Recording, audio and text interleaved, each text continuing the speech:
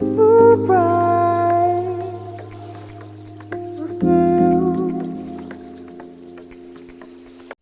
நீங்க இத கேட்டுட்டு இருக்கும்போது உங்களோட சோர்வை நீக்கிறதுக்காக கையில ஒரு கப் காஃபியோட உட்கார்ந்திருக்கீங்க அப்படின்னா முதல்ல ஒரு கசப்பான உண்மையை நாம தெரிஞ்சுக்கணும். கண்டிப்பா.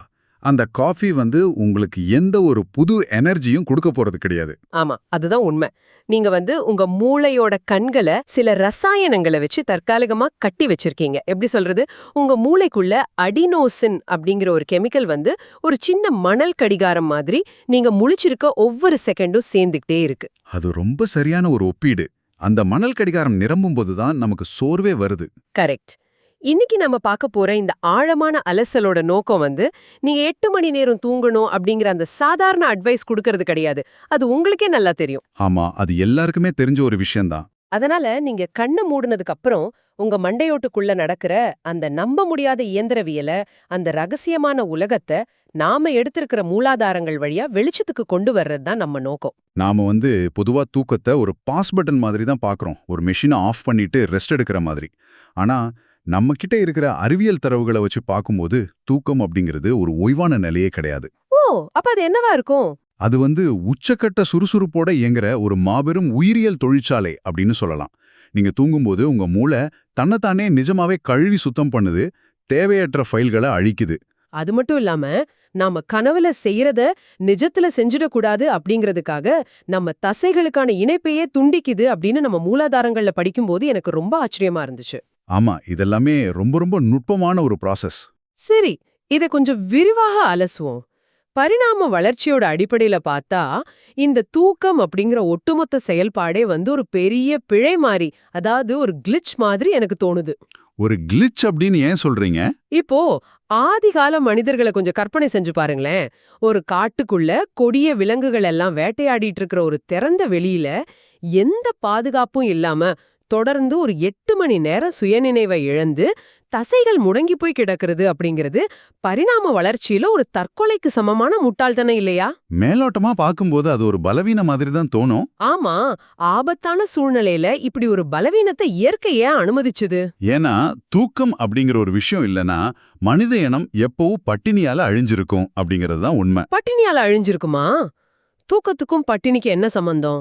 அதாவது மனிதர்களோட இரவு நேர பார்வைத்திறன் ரொம்பவே குறைவு. அந்த இருட்டுல ஆதிகால மனிதர்கள் உணவை தேடி அலைஞ்சாங்க அப்படின்னா அவங்களால வேட்டையாடவோ இல்ல உணவு சேகரிக்கவோ கண்டிப்பா முடியாது.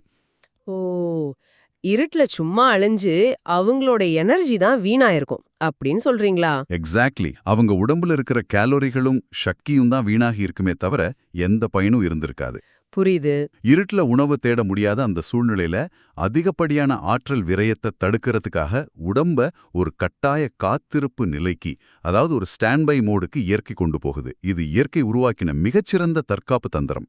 அப்படியானால் இருட்டுல பேட்டரிய வீணாக்காம இருக்க இயற்கை நம்மள கட்டாயப்படுத்தி முடக்கி வைக்குது அப்படின்னு சொல்லலாமா? ஆமா, அது ஒரு முக்கியமான காரணம்.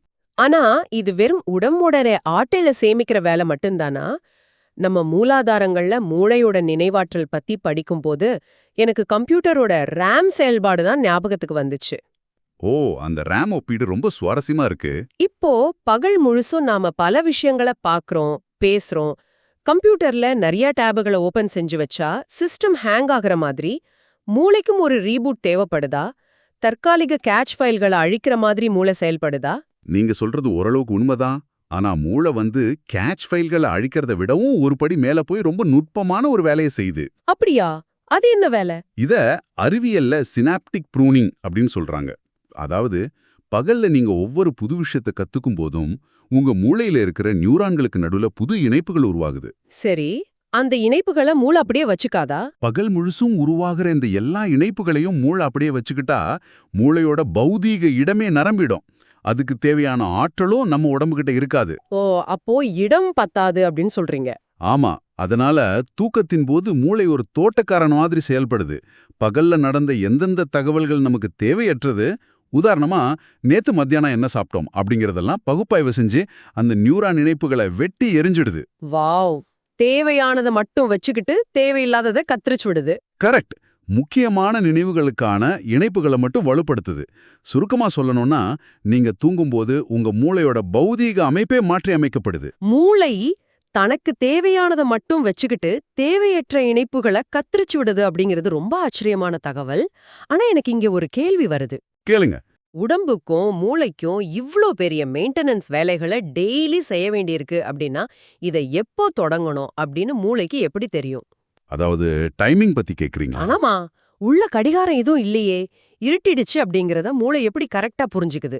மூளை இந்த நேரத்தை ரொம்ப துல்லியமா கணிக்கிறதுக்கு 2 வெவ்வேறான அமைப்புகளை பயன்படுத்துது. அதுல முதலாவது அமைப்பு வந்து சர்க்காடியன் ரிதம். இந்த நம்ம உடம்பு கடிகாரம் அப்படின்னு சொல்வாங்களே அதுவா? ஆமா, அதேதான். இதுல முதன்மை பங்கு வகிக்கிறது மெலட்டோனின் அப்படிங்கிற ஒரு ஹார்மோன். ஆனா இங்க நம்ம ஒரு விஷயத்த ரொம்ப தெளிவா புரிஞ்சுக்கணும். மெலட்டோனின் உங்கள தூங்க வைக்கிறது கிடையாது. கொஞ்சம் பொறுங்க. தூக்கம் வரல அப்படின்னா மக்கள் மெலட்டோனின் மாத்திரைகளை தேடி போறத நான் பார்த்திருக்கேனே. அது தூக்க மாத்திரை இல்லையா? நிறைய பேருக்கு அது ஒரு உளவியல் ரீதியான திருப்தி மட்டும்தான். மெலட்டோனின் அப்படிங்கிறது ஒரு தூக்க மாத்திரை கிடையாது. அது ஒரு ஓட்டப்பந்தயத்தை தொடங்கி வைக்கிற துப்பாக்கி சத்தம் மாதிரி. ஓ, அப்போ அது ஒரு சிக்னல் மட்டும்தானா? எக்ஸாக்ட்லி. சூரிய ஒளி குறைஞ்சி இருட்டத் தொடங்கின உடனே உங்க கண்கள் வந்து மூளையில இருக்கிற பீனியல் சுரப்பிக்கு ஒரு சிக்னல் அனுப்புது. உடனே அந்த சுரப்பி மெலட்டோனினை உடம்பு முழுசும் பரவ செய்யுது.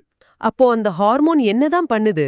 இது உடம்போட ஒவ்வொரு செல்லுக்கும் வெளியே இருட்டிடுச்சு, தூங்குறதுக்கான நேரம் இது அப்படின்னு ஒரு மெகாஃபோனை வச்சு அனௌன்ஸ் பண்றதை தவிர அது தூக்கத்தை உருவாக்குறது இல்ல. அப்போ நிஜமாவே தூக்கத்தை உருவாக்குறது எது? தூக்கத்தை உருவாக்குறது இரண்டாவது அமைப்பான தூக்க அழுத்தம். இங்கதான் நாம ஆரம்பத்துல பேசின அந்த அடினோசின் வருது இல்லையா? கரெக்ட். விழித்திருக்க ஒவ்வொரு செகண்டும் இந்த வேதிப்பொருள் மூளையில சிறுக சிறுக சேர்ந்துக்கிட்டே வருது. சரி, இந்த அடினோசின் அளவு ஒரு எல்லையை தாண்டும் போது எனக்கு கடுமையான சோர்வு வருது. நான் உடனே ஒரு காஃபியை குடிக்கிறேன். காஃபி குடிச்ச உடனே என் சோர்வு மாயமா மறைஞ்சிடுதே. காஃபியில இருக்கிற காஃபின் எப்படி எனக்கு திடீர் எனர்ஜியை கொடுக்குது? காஃபின் உங்களுக்கு எந்த ஒரு உயிரியல் ஆற்றலையும், அதாவது ஏடிபியே கொடுக்கறதே இல்ல. அது உங்க மூளையை நம்ப முடியாத அளவுக்கு ரொம்ப திறமையா ஏமாத்துது. மூளையை ஏமாத்துதா? எப்படி? நீங்க காஃபி குடிக்கும்போது அதுல இருக்கிற காஃபின் நேரா மூளைக்கு போகுது. காஃபின் மூலக்கூறுகளும் அடினோசின் மூலக்கூறுகளும் பார்க்கறதுக்கு ஒரே ஷேப்ல, ஒரே வடிவத்துல இருக்கும். ஓ, ரெண்டும் ஒரே மாதிரி இருக்குமா? ஆமா, அதனால மூளையில இருக்கிற ஏற்பிகள், அதாவது அடினோசின் உட்கார வேண்டிய அந்த சென்சார்கள்ல காஃபின் முந்திக்கிட்டு போய் வலுக்கட்டாயமா உட்கார்ந்துக்குது. அப்போ உண்மையான அடினோசின் என்னாகும்? உங்க மூளைக்குள்ள அடினோசின் தொடர்ந்து உற்பத்தியாகி நிரம்பிக்கிட்டே தான் இருக்கும். ஆனா மூளையால அந்த சோர்வை உணர முடியறதில்ல. எனக்கு சோர்வா இருக்கு அப்படின்னு அடிக்கிற அலாரத்தோட ஒயரை காஃபின் பிடுங்கி விட்டுடுது. இங்கதான் விஷயம் ரொம்ப ரொம்ப சுவாரஸ்யமா மாறுது. அதாவது காஃபி என்னோட களைப்ப போக்கல, என் மூளையோட சென்சார்களுக்கு ஒரு கருப்பு துணியை கட்டி என்னோட உடம்பு எவ்ளோ சோர்வா இருக்கு அப்படிங்கறத நான் உணர விடாம குருடாக்குது. மிகச் சரியான விளக்கம். நீங்க சோர்வை உணரல, அவ்வளோதான். நீண்ட கால தூக்கமின்மையை பத்தி யோசிக்கும் போது இது நிஜமாவே ஒரு பயத்தை ஏற்படுத்துது. சரி, நம்ம காஃபி குடிக்கல, மூளை குடுக்கிற சோர்வை ஏத்துக்கிட்டு தூங்கிட்டோம் அப்படின்னே வச்சுப்போம். சரி. நம்ம மூலாதாரங்கள்ல இருக்கிற கிளிம்பாட்டிக் சிஸ்டம் பத்தின குறிப்புகள் என்ன நிஜமாவே மறள வச்சிடுச்சு. மூளை தன்னைத்தானே ஒரு வாஷிங் மிஷின் மாதிரி கழுவி சுத்தம் பண்ணிக்குது அப்படின்னு சொல்றாங்களே, இது மூடிய மண்டையோட்டுக்குள்ள பௌதிக ரீதியா எப்படி சாத்தியம்? அறிவியல்ல இது ஒரு மிகச் சமீபத்திய பிரம்மாண்டமான கண்டுபிடிப்பு அப்படின்னே சொல்லலாம். நீங்க ஆழ்ந்த தூக்கத்துக்கு போகும்போது மூளையில இருக்கிற கிளியர் செல்கள் தங்களோட அளவுல சுமார் 60% வரைக்கும் சுருங்குது. 60%? செல் அவ்ளோ சிறுசா சுருங்கிடுமா? ஆமா. இந்த செல்கள் சுருங்கின உடனே மூளைக்குள்ள நரம்புகளுக்கு நடுவுல பெரிய கால்வாய்கள் மாதிரி இடைவெளிகள் உருவாகுது. அந்த இடைவெளிகள்ல மூளை தண்டுவட திரவம் ஒரு அதிவேக நீர்வீழ்ச்சி மாதிரி பாய்ஞ்சி செல்லுது. பகல் முழுசும் மூளை வேலை செஞ்சதால உருவான பயாலாஜிக்கல் கழிவுகளை தண்ணீர் பாய்ச்சி அடிக்கிற மாதிரி இது கழுவி தள்ளுதா? மிகச்சரியா சொன்னீங்க. இந்த திரவம் அடிச்சுட்டு போற கழிவுகள்ல ரொம்ப ரொம்ப முக்கியமானது அமைலாய்டு பீட்டா அப்படிங்கிற ஒரு நச்சு புரதம். அமிலாய்டு பீட்டா, இது பகல்ல நம்ம முழிச்சிருக்கும் போதே உருவாகிடுமா? ஆமா, முழிச்சிருக்க நேரத்துல மூளை இயங்கும் போது இயற்கையாகவே இந்த நச்சு புரதம் உற்பத்தியாகுது. ஆனால் நீங்க ஆழ்ந்து தூங்கல அப்படின்னா மூளைக்குள்ள அந்த அதிவேக வாஷிங் மெஷின் ஆன் ஆகவே ஆகாது. அப்போ அந்த வாஷிங் மெஷின் ஆன் ஆகலன்னா என்ன ஆகும்? விளைவு, மூளையிலேயே தங்கிடுற அந்த அமிலாய்டு நச்சுகள் வந்து ஒன்னுக்கொன்னு ஒட்டிக்கிட்டு ஒரு குப்பமேடு மாதிரி படிஞ்சிடும். அல்சைமர் அப்படிங்கிற கடுமையான ஞாபக மறதி நோயால பாதிக்கப்பட்டவங்களோட மூளையில இந்த படிமங்கள் தான் முழுமையா ஆக்கிரமிச்சிருக்கும். இதை கேட்கும்போதே கொஞ்சம் பகீர்னு இருக்கு. தூக்கத்தை குறைக்கிறது அப்படிங்கிறது பல வருஷமா உங்க மூளைக்குள்ள குப்பைகளை சேர விடுறதுக்கு சமம் அப்படிங்கிறது ரொம்ப உழுக்க உண்மையா இருக்கு. கண்டிப்பா அது ரொம்ப ஆபத்தான ஒரு விஷயம். சரி, மூளை தன்னை சுத்தம் செய்யறது ஒரு பக்கம் இருக்கட்டும். நாம முன்னாடியே தேவையற்ற இணைப்புகளை கத்திரிக்கிற அந்த சினாப்டிக் ப்ரூனிங் பத்தி பேசணும். ஆனா நமக்கு தேவையான நீண்டகால நினைவுகளை மூளை எப்படி சேமிக்குது? இது தூக்கத்தோட இன்னொரு கட்டத்துல நடக்குது. பகல்ல நடக்கிற நிகழ்வுகள் எல்லாம் மூளையில இருக்கிற ஹிப்போகேம்பஸ் அப்படிங்கிற ஒரு சின்ன பகுதியில தான் முதல்ல பதிவாகுது. ஹிப்போகேம்பஸ். ஓகே. இத ஒரு பென்டிரைவ் மாதிரி நினைச்சுக்கோங்க. இதோட கெப்பாசிட்டி ரொம்ப குறைவு. நீங்க ஆழ்ந்த தூக்கத்துல இருக்கும்போது மூளை பகல்ல நடந்த நிகழ்வுகளை 10லேருந்து 20 மடங்கு அதிக வேகத்துல தன்னுங்க ஓட்டி பாக்குது. ஒரு வீடியோவை ஃபாஸ்ட் ஃபார்வர்ட் பண்ற மாதிரி சொல்றீங்களா? எக்ஸாக்ட்லி. அப்போ ஹிப்போகேம்பஸ்ல இருக்கிற அந்த தகவல்கள் மூளையோட மேற்புறத்துல இருக்கிற நியோகார்டெக்ஸ் அப்படிங்கிற மாபெரும் ஹார்ட் டிரைவுக்கு பாதுகாப்பா மாற்றப்படுது. டேட்டா டிரான்ஸ்ஃபர் நடக்குது. ஆமா, டேட்டா டிரான்ஸ்ஃபர் ஆன உடனே அடுத்த நாளுக்காக அந்த பென்டிரைவ் முழுமையா அழிக்கப்பட்டு காலியாக்கப்படுது. பென் டிரைவ்ல இருந்து ஹார்ட் டிரைவ்க்கு டேட்டா டிரான்ஸ்ஃபர். இது ஒரு அற்புதமான இயந்திரவியல். ஆனா இது எல்லாத்தையும் விட கனவு காணும்போது நடக்கிற அந்த உடல் முடக்கம் என்ன ரொம்ப சிந்திக்க வச்சுது. ஸ்லீப் பேராலிசிஸ் பத்தி சொல்றீங்களா? ஆமா, நாம ஆழ்ந்த கனவு காணும்போது அந்த கனவுல நடக்கிறத நிஜத்துல செஞ்சிடக்கூடாது அப்படிங்கறதுக்காக மூளை நம்மள முடக்குது அப்படின்னு படிச்சேன். ஆனா மூளையிலிருந்து உடம்புக்கு போற சிக்னல்களை அது எப்படி கட் பண்ணுது? இது இயற்கையோட மிகச்சிறந்த பாதுகாப்பு ஏற்பாடு. நாம ரெம் ஸ்லீப் அப்படின்னு சொல்ற கனவு காணும் நிலைக்கு போகும்போது மூளைத்தண்டுல இருக்கிற பான்ஸ் அப்படிங்கிற ஒரு சின்ன பகுதி முழிச்சுக்குது.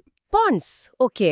அது என்ன பண்ணும்? இது நம்ம தண்டோடத்தோட கீழே இறங்குற நரம்புகளுக்கு ஒரு மிக கடுமையான தடை சிக்னலை அனுப்புது. அதாவது மூளையோட மோட்டார் கார்டெக்ஸ் தசைகளுக்கு கொடுக்கிற கட்டளைகளை இந்த பான்ஸ் பகுதி நடுவுலயே வெட்டி விட்டுடுது. ஓ, கட்டளைகளை பிளாக் பண்ணிடுது.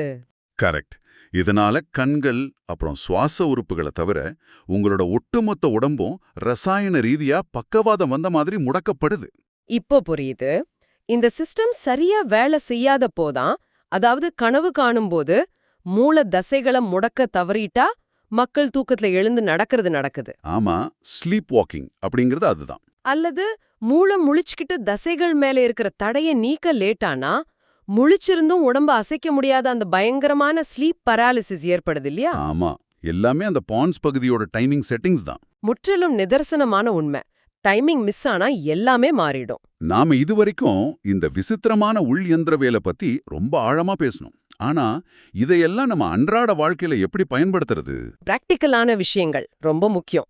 ஆமா, தத்துவங்களை விட நடைமுறை வழிகாட்டல்கள் தான் நமக்கு இப்ப தேவை. நம்ம மூலாதாரங்கள்ல 3 மிக முக்கியமான புத்தகங்கள் இருக்கு.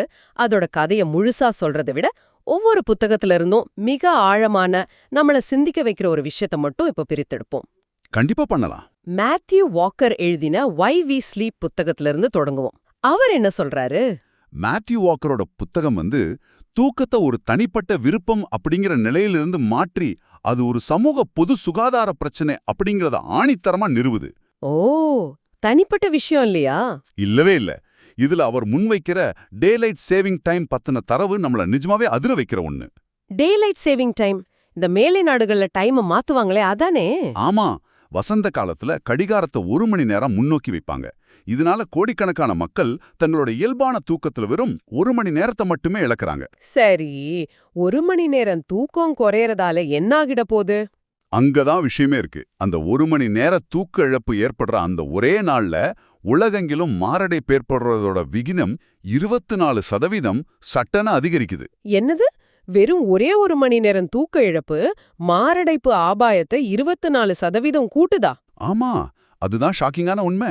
ஒரு நாள் தூங்கலன்னா ஒன்னும் ஆகிடாது, சமாளிச்சுக்கலாம் அப்படின்னு நாம நினைக்கிற மாயைய இந்த தரவு நிஜமாவே சொக்குநூறா உடைக்குது. கண்டிப்பா, தூக்கத்தை நாம சாதாரணமா எடுத்துக்கவே கூடாது. சரி, அடுத்ததா ஷான் ஸ்டீவன்சன் எழுதின ஸ்லீப் ஸ்மார்ட்டர். இந்த புத்தகம் படுக்கையறை சூழல் பத்தி நிறைய பேசுது. ஆமா, ஷான் ஸ்டீவன்சன் தூக்கத்தோட தரத்தை மேம்படுத்துறதுக்கான ரொம்ப நுட்பமான பௌதிக மாற்றங்களை முன்வைக்கிறார். அதில் மிக முக்கியமானது அறையோட தட்ப வெப்பநிலை. ரூம் டெம்பரேச்சருக்கும் தூக்கத்துக்கும் எப்படி தொடர்பு இருக்கு? தூக்கம் தொடங்குறதுக்கு உங்க உடம்போட மைய வெப்பநிலை, அதாவது கோர் பாடி டெம்பரேச்சர் சுமார் 1 டிகிரி செல்சியஸ் குறையணும்.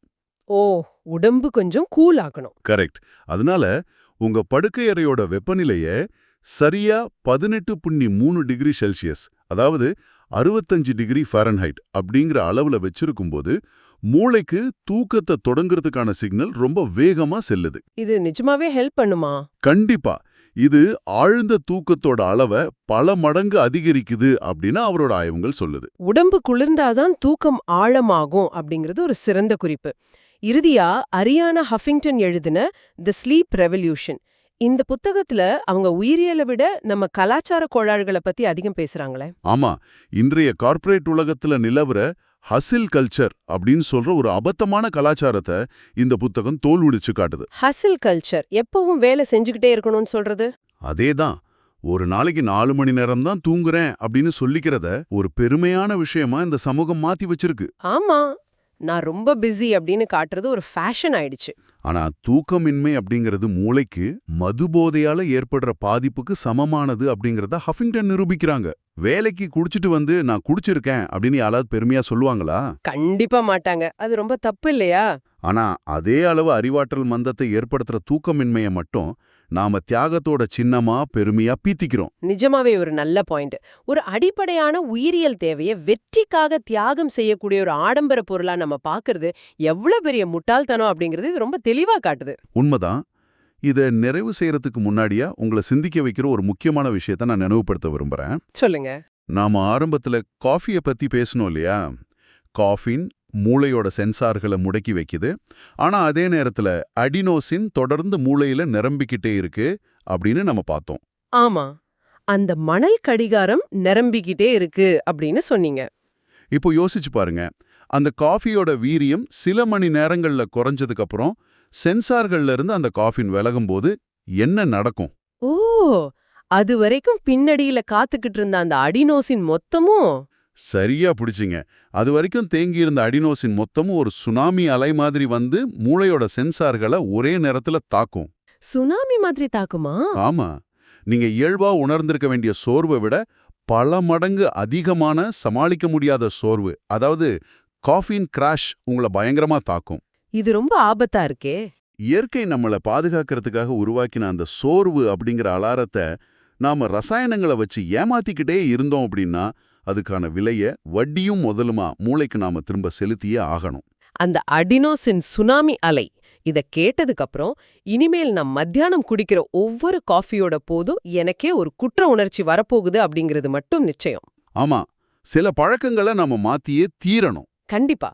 நம்ம உயிரை காக்க போராடுற ஒரு சிஸ்டத்தை நாம எவ்வளவு மோசமா ஏமாட்டிக்கிட்டு இருக்கோம் அப்படிங்கறத நினைச்சா நிஜமாவே பயமா இருக்கு. இத கேட்டுக்கிட்டு இருக்கிற உங்களுக்கும் இதே உணர்வு தான் இருக்கும் அப்படின்னு நான் நம்புறேன். உங்களோட தூக்கம் அப்படிங்கிறது வீணாகிற நேரம் கிடையாது. அது நீங்க உயிரோடன் இருக்கிறத உறுதி செய்யற ஒரு பிரம்மாண்டமான உள் தொழிற்சாலை. உங்க அஸ்திவாரத்தை வருவாக்குங்க. இன்றிரவு நிம்மதியா தூங்குங்க. மீண்டும் அடுத்த ஆழமான அலசலில் சந்திப்போம்.